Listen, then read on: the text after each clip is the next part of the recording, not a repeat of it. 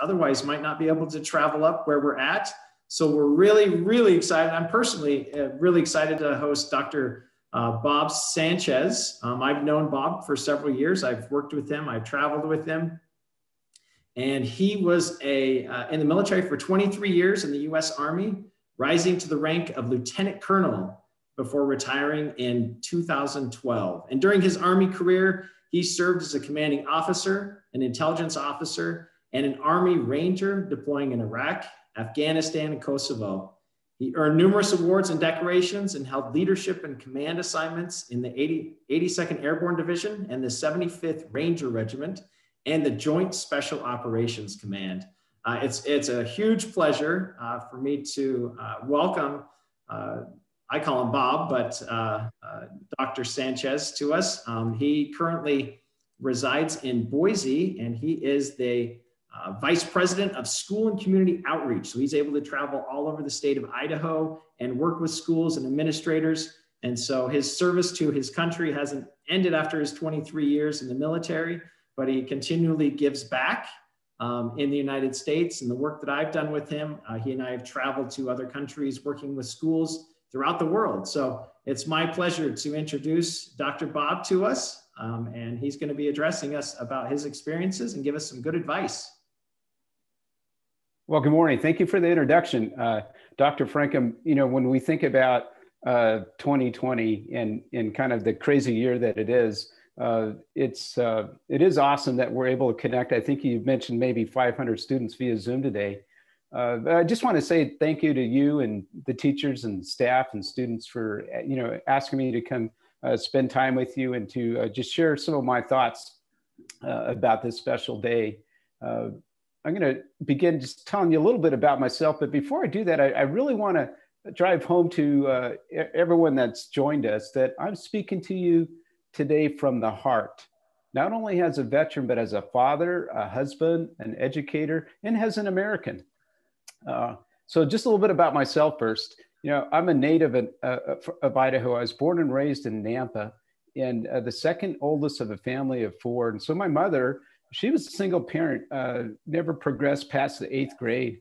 I worked 2 jobs to make ends meet. Never made a lot of money, but she was successful in that she taught my brothers and sisters the values of the value of integrity and hard work and family and the value of respect. And I think all those things have built a great foundation for, in a life's journey, being able to achieve your potential. And so, I'm excited to, when I reach out to communities like Troy, to tell the story because I believe in the power of the narrative, and I believe that that's how we connect with each other. So I'm going to upfront tell you, you're going to hear several stories from me. Anytime that you ask a veteran to come speak, you're going to get some stories. And so the intent of those is really just to connect with you in a way that I think is very powerful and meaningful. So 2020 has been a very crazy year. And while Veterans Day may look a lot different this year because of the impacts of COVID-19, the purpose and meaning of Veterans Day is still the same. And that's to pay tribute to all of those who have honorably and faithfully served our nation. You know, today we honor 17 million veterans and over 1 million servicemen and women currently serving in 38 different countries all throughout the world, to include Iraq and Afghanistan. Now, our veterans and active duty service members, to include their families, they are truly our national treasures. They're America's heroes. I mean, America remains the land of the free and the home of the brave because of our veterans and all those serving in uniform today. So there may be some veterans that have joined us via Zoom, or that are maybe, you might not be surprised, or maybe you might be surprised to find out that some of your teachers are veterans, or some of the members of the staff are veterans, or those that in the local community that have joined us via Zoom have honorably and faithfully served our nation. So I'm going to speak directly now from the heart to our veterans. So to all of our veterans and your families, on behalf of a proud and grateful nation, thank you for your service and your sacrifice to our country. Thank you for living the values of honor, courage, respect, loyalty, integrity, and duty. And thank you for what you do each day in making a positive difference in our families, in our businesses, our schools, and our communities. You know, for 24 years, I served as an Army Ranger and had the privilege of standing shoulder to shoulder with America's heroes. But hero is a word that, you know, although people will often use the word hero to describe veterans and those currently serving in the military, the word hero is actually, you know, hardly ever used. And, you know, in the military, we didn't think of ourselves as heroes.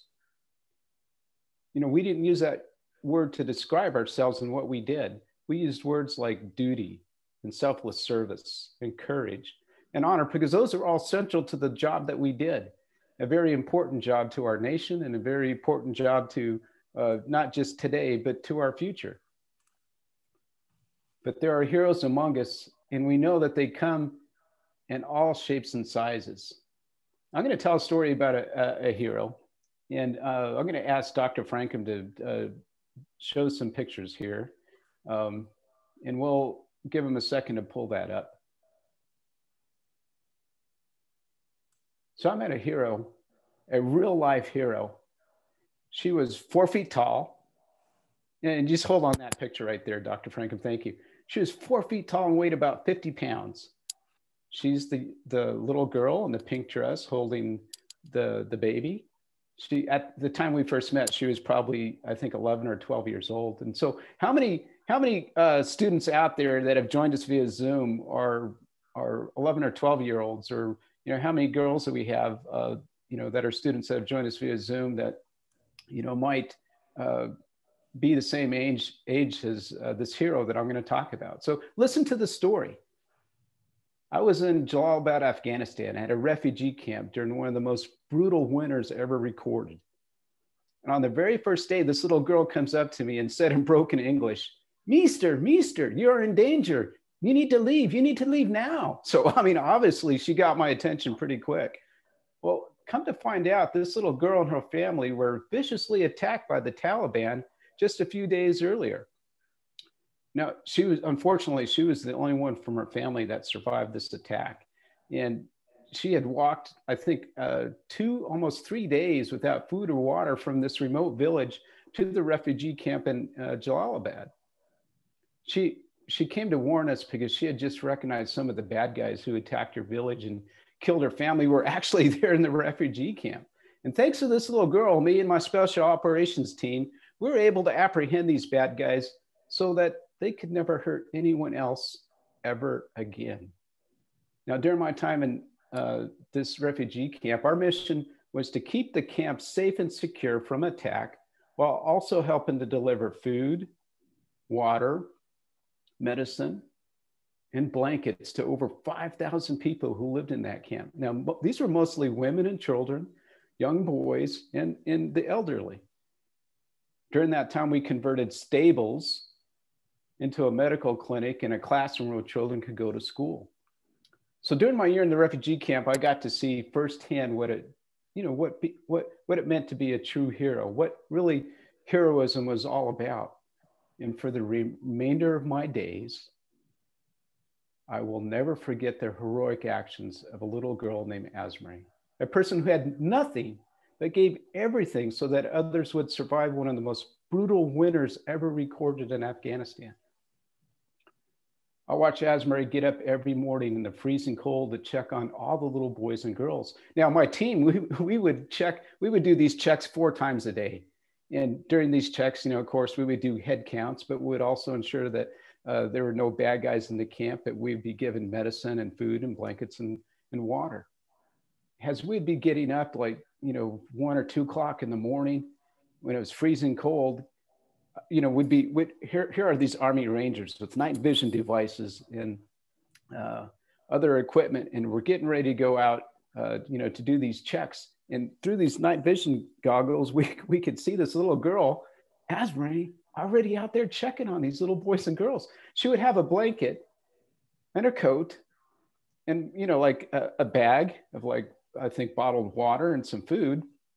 But by the time she was done with that check, helping us check little boys and girls, she had already given up her coat, she'd given up that blanket, or she'd given, you know, what food and water she had left. Every day she'd help us gather the children and lead them to the stables where we had our makeshift clinic and our school. You know, her actions reminded me that being a hero doesn't depend on physical stature or how tall you are or how smart you are. It depends on how giving you are of yourself. Asmari was tiny, but she had the heart of a lion. She gave everything that she had, her heart, her time, her energy to help people wherever she could. Now, despite hunger and thirst and freezing temperatures and sleeping on the ground, no bathrooms, no showers, she gave everything she had to help others. In the Army Rangers, we lived by a creed. Part of that creed was always to shoulder more than our share of the task, whatever it may be. Now, Asmari, she shouldered more than her share of the task because she could speak both English and Pashtun, because she had this heart of a lion. She wore many hats. She was the village English teacher, oftentimes our interpreter. She assisted the doctors, and she was a guide. And so I want to tell you kind of a story where, it captures the essence of this little girl and her heroism. We got the mission one day to go out to some of the outlying villages to escort the villagers. Primarily, it was women and children and kids back into the refugee camp. Now, Afghanistan today, just like it was back when I was there and like it was decades before, was one of the most heavily mined places on the face of the earth because of decades worth of warfare with other countries. There were incredible amount of mines and minefields in Afghanistan. So here we are, Army Rangers, all in battle rattle, our mine detectors, our night vision goggles, and we're getting ready to go out to these outlying villages to escort people back into the refugee camp. And just as we're getting ready to go, Asmari comes up and she's telling us, I want to go with you. And we're like, no, it's going to be too dangerous. Please stay here. And she's telling us, no, I know the way. And you please must take me. She had these goats.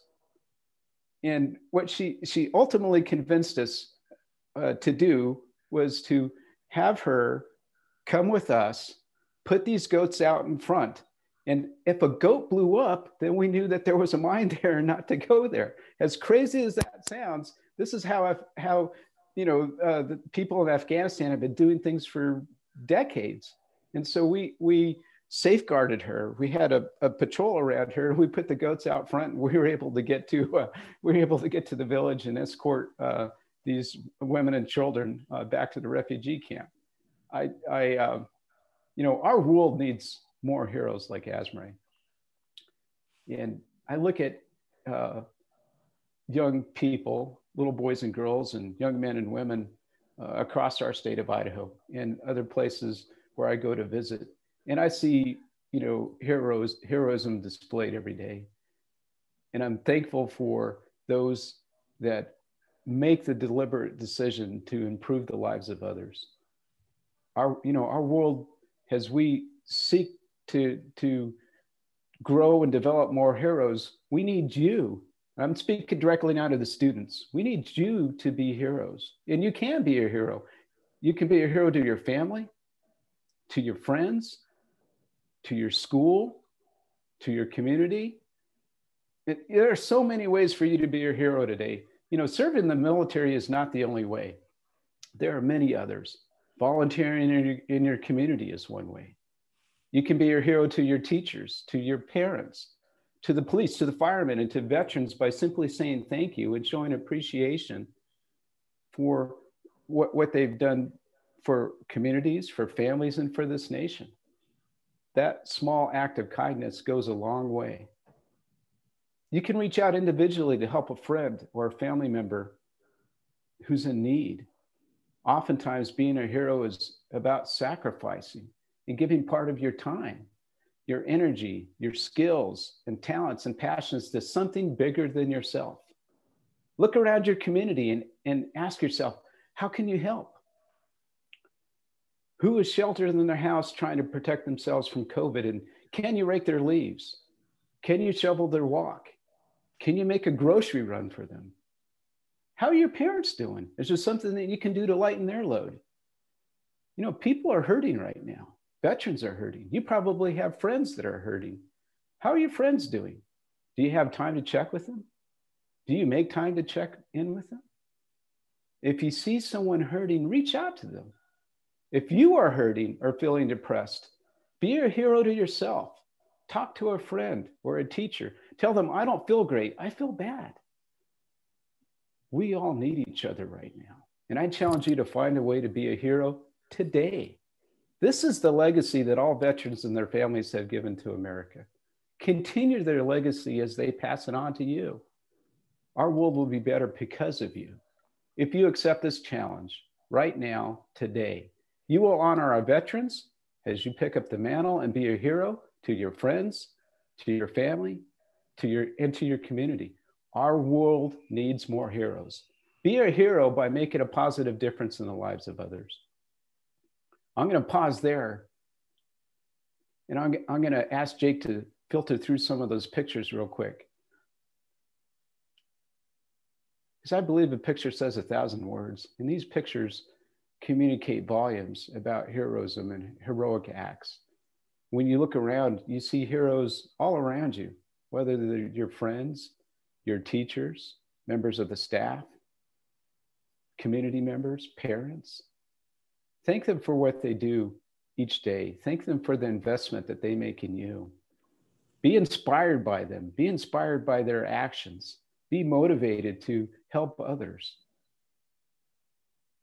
Today on this Veterans Day, we just ask that, God bless all of us and our families, and especially our veterans. And may God always bless this great country, the United States of America. Thank you for your time today. I had passed on to Dr. Frankham that if we had time, I certainly would enjoy questions, but also, with these pictures, there's lots of stories. And with the time left, I'm happy to tell the story behind all these pictures. I think one in particular that Dr. Frankham and I were talking about was me sitting on this pile of gold. I do. I like this one, Dr. Bob. It's a great one. This was during my first tour in Iraq. And we had the mission to kill or capture Al-Qaeda or surrogates of Al-Qaeda, and to capture Saddam Hussein. A secondary mission was to disrupt the Iraqi regime's ability to move things like gold to other countries such as Iran. We had intelligence that there was going to be a shipment of gold coming out of Baghdad.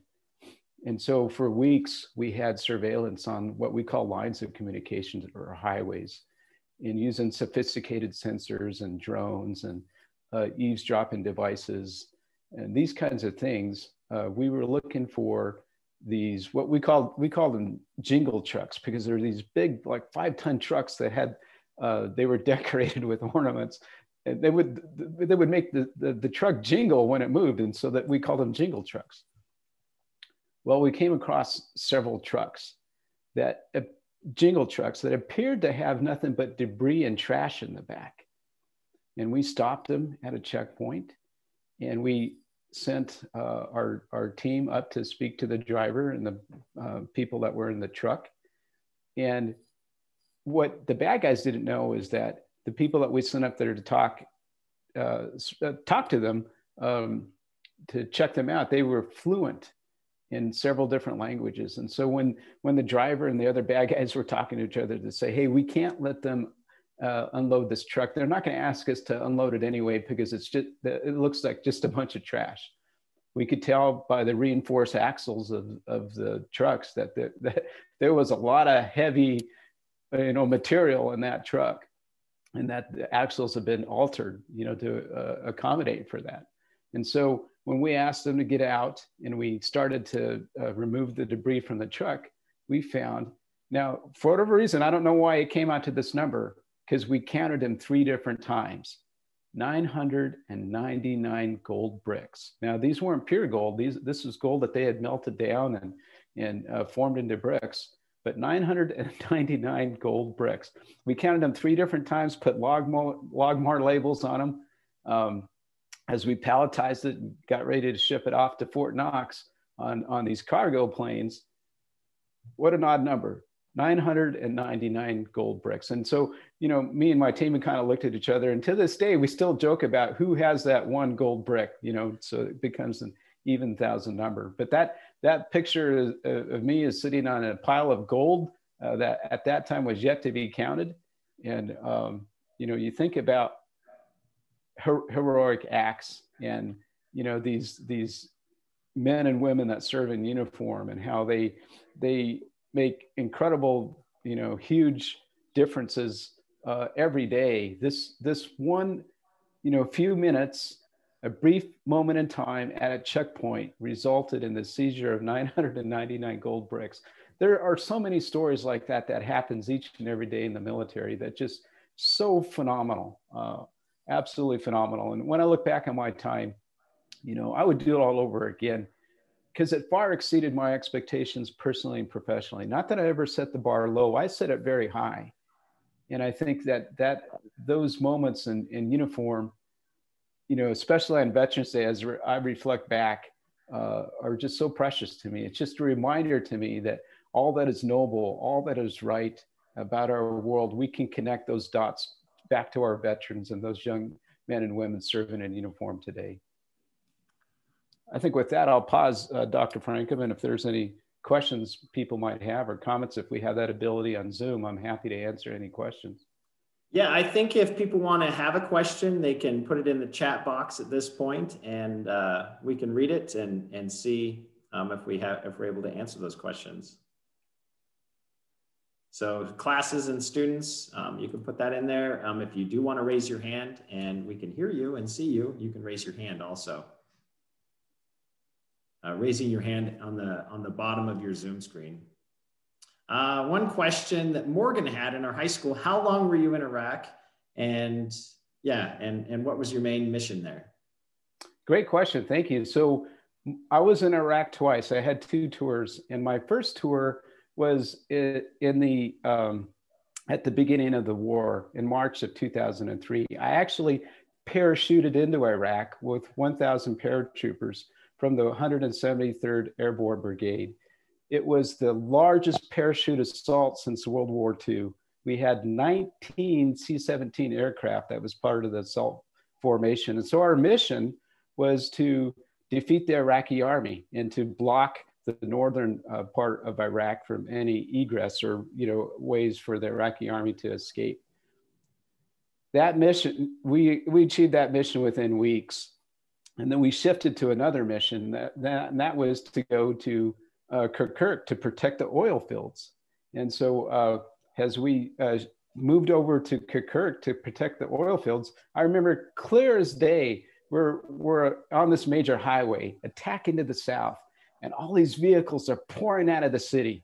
And we're on the radio talking to our reconnaissances in the city, and they're telling us, you know, we need to get there like ASAP or as soon as possible. We need to get there fast because everything's just falling apart. Well, come to find out, all those vehicles that were leaving the city were actually looters. They were putting everything they could in anything that had 4 wheels, and they were including like the kitchen sink. They would break into stores, or they would break into shops, or, you know, buildings, and they would take anything that they perceived as value.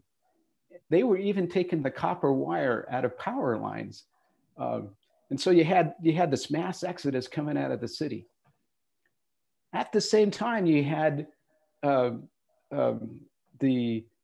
Kurds, people that were what we called north of the Green Line, attacking south with us. We couldn't stop them. There was thousands of Kurds that were in Toyota pickup trucks, or again, anything that had 4 wheels, and they were attacking south. And the reason why is because Saddam Hussein had a program called the 1,000 dinars or 10,000 dinars.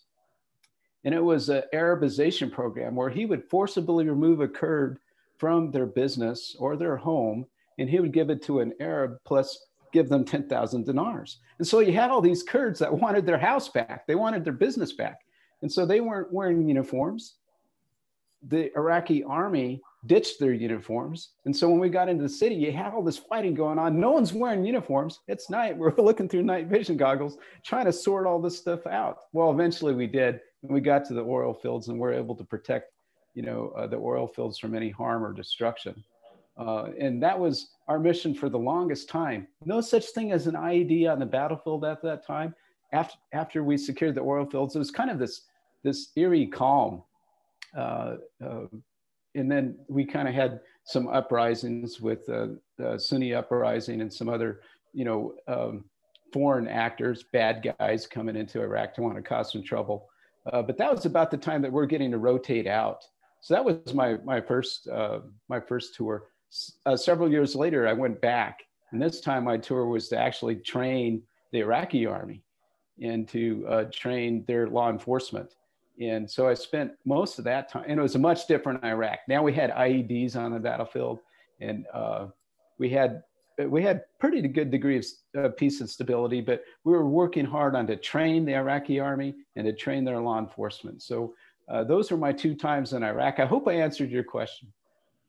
And Bob, wasn't it the first time that, it was when you parachuted in? They hadn't done a parachute into a battle since World War II. Was that correct? Well, it was the largest parachute assault since World War II. There had been parachute assaults since World War II for sure, but they were smaller in scale. Panama and Operation Just Cause, Grenada, and then you had some in Vietnam, but this was the largest since those conflicts. Just some amazing history behind it all. I have some students that are asking about kind of your background. What got you into the military? Did you start right out of high school? How long were you in the military? And yeah, great questions. I love questions, especially the ones about what got me into the military. So I joined the United States Army largely for patriotic reasons. And so those that are native to Idaho, or that call Idaho home, that we're very patriotic, and we have a lot of pride in our community, a lot of pride in our family, a lot of pride in our state, and a lot of pride in this nation. I think I shared with you just briefly about growing up the second oldest in a family of 4, my mother being a single parent. For most people, for the most part, I think people looked at my decision to join the United States Army as kind of this natural consequence, maybe, of not having any other options, because there's kind of this perception, and the perception is this, and I call it a misperception, that if you can't do anything else, that you can, there's always the service, you can join the service. It's the option of last resort. When I think absolutely opposite is true. I think many people every day are disappointed when they find out how hard it is to get into the military, because you have to be physically qualified, you have to be morally qualified, you have to pass the ASVAB.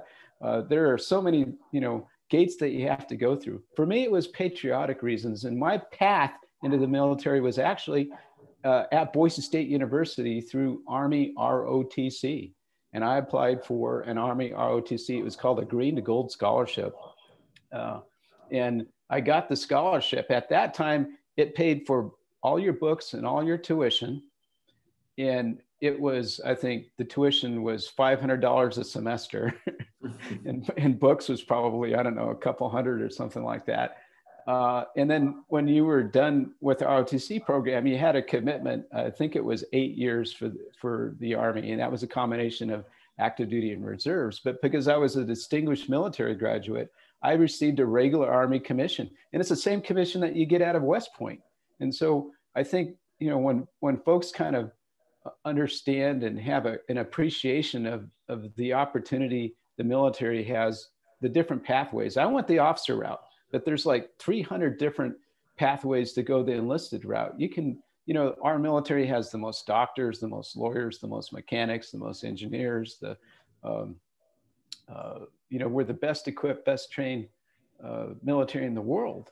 And I look back on that decision and it was pivotal in my life. It was, if you believe in the theory of successive opportunity, that one decision led to this next opportunity that led to this next opportunity that led to this next opportunity. And so in that 24 years, I was commissioned as a regular Army infantry officer. And so I went to Fort Benning, to all the infantry schools. I went to the Army Ranger School, to the Airborne School, to the Pathfinder School, and then went to a whole series of infantry assignments, then to the Rangers, and then I was detailed to intelligence when I was promoted to captain. I never really left the infantry or Rangers because my first assignment as an intelligence officer was to the 82nd Airborne Division. And then I left that to go to the 75th Ranger Regiment. Then I left that to go to the Joint Special Operations Command, then the 173rd Airborne Brigade, all as an intelligence officer. And so, I look back at that opportunity where, I think I lost track, but I'd served in 30 or visited or served in 33 different countries during that time. And the people that I've met, the significance of leading what I call America's sons and daughters was never lost on me. The 2 times I was at war in Iraq and the 2 times I was at war in Afghanistan, I knew that for every soldier that was in my command, there was a family attached to that. There was a mother or father that was praying every day for the safety and welfare of their son or daughter. And when they put their head on the pillow at night, they said that prayer with this understanding there would be a leader on the other end that would be taking care of their son and daughter. So that significance was never lost on me. And I look back and would do it all over again in a heartbeat. So hopefully I answered your question. Keep rapid firing with the questions if I didn't. Don't let me off the hook easy. Yeah, 24 years and 4 different tour duties and visiting so many different countries. I mean, I've heard several different stories of yours. Bob, one question is from some junior high and also another one from high school. Maybe they're kind of the same thing. What was the hardest thing about your duties when you were deployed? And have you ever experienced an attack? And what did you have to do to resolve that? Yeah, great questions. I love these questions. You guys are awesome for asking those. And so let me start with the attack one. The first time I was ever shot at, believe it or not, was not in combat. It was when I was in the 82nd Airborne Division. I was a company commander. I was a captain. And so remember, I'm an intelligence officer, but I was given command of an infantry company in the 82nd Airborne Division. It was in the 1st Battalion 325 Airborne Infantry Regiment. And what happened was just so surreal. I remember it was October 28th, 1995 at 6:30 in the morning. Our entire brigade, and a brigade is about 4,000 paratroopers, we're all on this football field doing calisthenics, our morning physical training.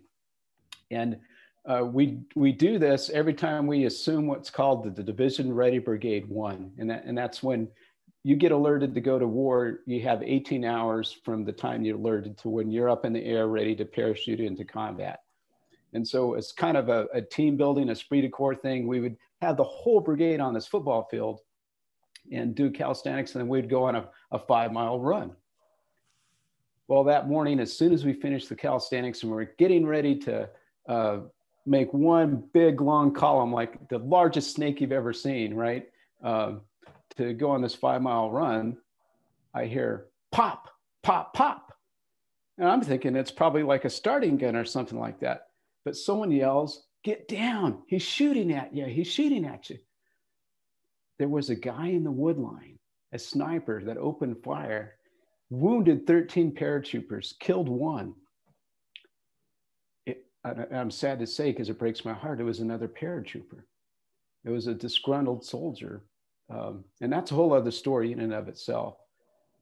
But as those gunshots rang out and we heard, he's shooting at you, he's shooting at you. Guys on the left and right of me were getting shot and they fell down. And in that moment, you in a split second, in a fraction of a second, you make a decision. It's kind of like that flight or fight response, I think. And so me and some other guys that were right next to me, we just looked at each other. We didn't even think, just on instinct. after we dropped down, so we didn't get shot, we rolled over and we grabbed the guys that got shot and we drug them up this hill because this football field was in a bowl. And you kind of had to go up this hill. So we dragged them up this hill and we ran back to get some more. And I remember coming across this paratrooper. Steve Badger is his name, or was his name. Very close friend of mine. And he was a captain as well. And he had blood coming from the side of his head. And he was taking a knee. And I said, Steve, I go, dude, are you all right? He goes, yeah, I'm good. Keep going, you know?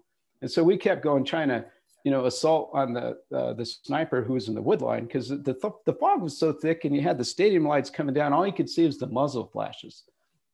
And so when we figured out we weren't going to get close to this guy, I went back to Steve, and Steve was dead. He was gone. And just those moments, that few minutes that it took from us when we left Steve and he said, hey dude, I'm okay. And we went to try to maneuver on this sniper and we came back to him. He was dead. You know, and so when we think about moments like that, even an Army Ranger, you never know for sure how you're going to react or respond at moments like that. You know, you rely on your training, and you rely heavily on, you know, the people to your left and to your right. And that's exactly how it played out that day. And that's how it's played out every other time I've been in moments like that in Iraq and or Afghanistan. It's reflex, and it's fighting for the person on your left and fighting for the person on your right. You know, there's a famous line, maybe it's not famous, but it was in one of the movies, I think Black Hawk Down, that said, you know, once the first bullets start to fly, politics go out the window, kind of thing, you know.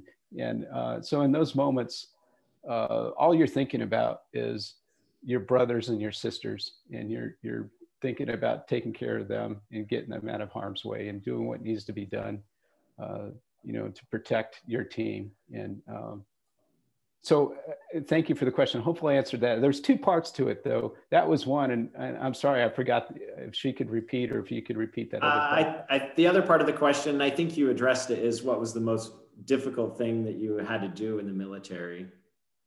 Yeah, the most difficult thing for me was I served as an escort officer. And this is when you escort the remains of the fallen. And one of my lieutenants when I was in Afghanistan, her name was Jessica Lewis, wicked smart graduate from West Point.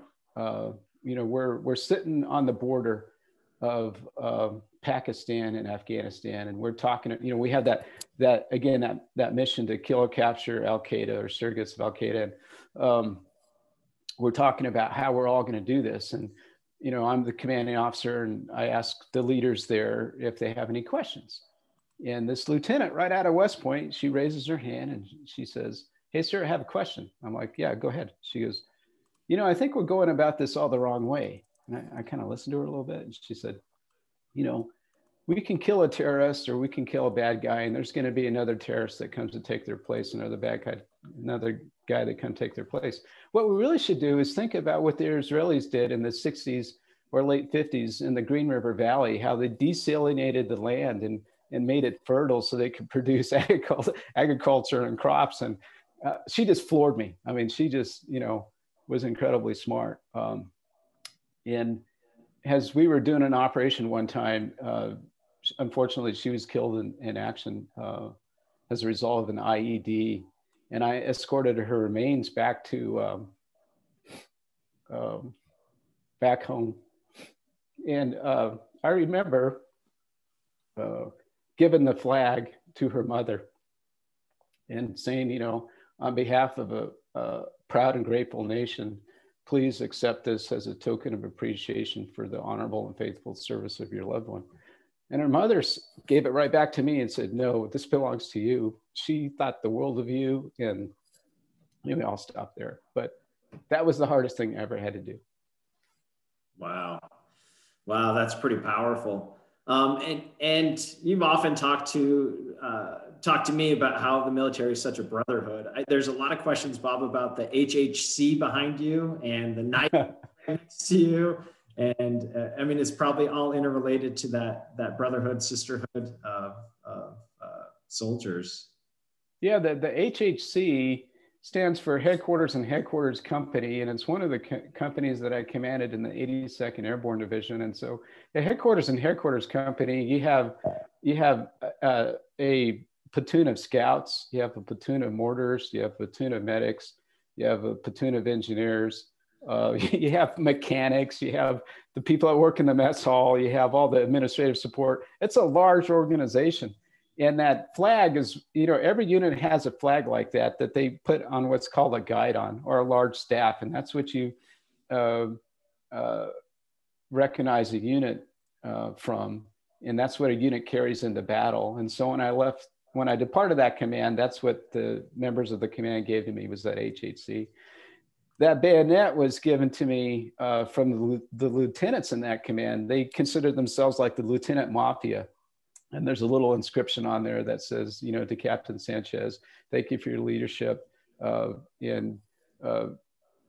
have to read wherever it is. Yeah, for your dedicated service to HHC, 1st of the 325 Airborne Infantry Regiment, from the Lieutenant Mafia. So, I have stuff all over my office that's just like that are mementos from my service in the military. That's great. Well, just one last question, because I don't want to take too much of your time. There's a lot of questions about what happened to her. The gal that you were talking, that little. Yeah. So when you hold that picture up, I want everyone to look closely, and you'll see that she's wearing a key necklace, right? And again, this is the young girl in the pink dress holding the baby that's wearing the blue clothes. And you'll see that it's like hemp with just a key. And I shared with you that this is a girl that had absolutely nothing. They gave everything. That key was like the only piece of jewelry that she had. And a funny thing happens in Afghanistan, right? I talked about this brutal winter, but once the winter goes away and the spring comes, the fighting picks up, because during the winter, no one wants to fight. They just want to stay warm. So the Taliban and the bad guys, they'll hunker down in caves or other places, and there's no fighting that goes on. And so when spring came and the snow melted and we got a change of mission to go up on that border of Pakistan, we had to leave the village, the refugee camp, excuse me. And so as I was leaving, Asmarie gave me, and I still wear it. I wear it everywhere I go. So if I can pull it out, I still have that key in the necklace she gave me. And I wear it, and I think about her every day. When we left to go up to the border of Pakistan, the Taliban attacked the refugee camp, and they separated the women and the children and the young boys they recruited to be part of their Taliban army, if you will. And she was executed. And